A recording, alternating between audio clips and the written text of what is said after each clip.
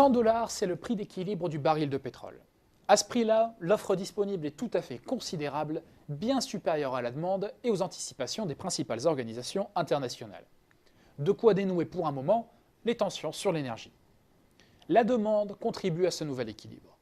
La consommation globale d'énergie est en berne, en cause un fort ralentissement de la croissance économique mondiale, notamment dans les pays à très forte intensité énergétique comme la Chine, mais aussi dans la grande majorité des autres pays émergents comme le Brésil et l'Inde, sans oublier la zone de dépression de la zone euro.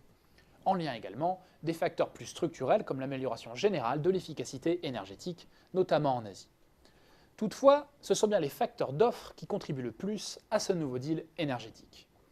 Assise sur 80% des réserves de pétrole conventionnelles et contrôlant 40% de la production mondiale, l'OPEP joue naturellement un rôle crucial avec l'Arabie Saoudite servant traditionnellement de variable d'ajustement.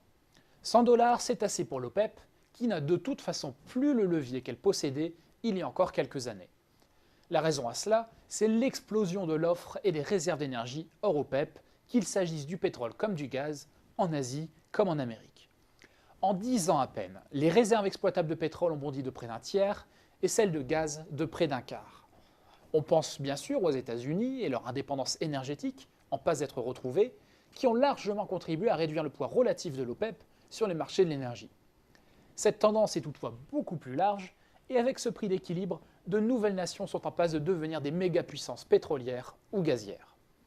L'Amérique du Nord, on l'a vu, mise sur les huiles et gaz de schiste, tandis que le Brésil monte en puissance et profite des errances du Venezuela.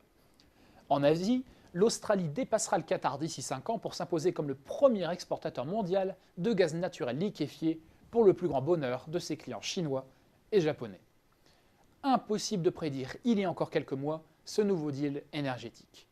Plus personne ne parle de peak oil aujourd'hui. Les réunions et les décisions de l'OPEP n'affolent plus les marchés comme avant. De nouveaux champions de l'énergie émergent dans l'espace de quelques années seulement. Les cartes sur le marché de l'énergie sont redistribuées. Pour le pétrole, la crise, c'est bien fini.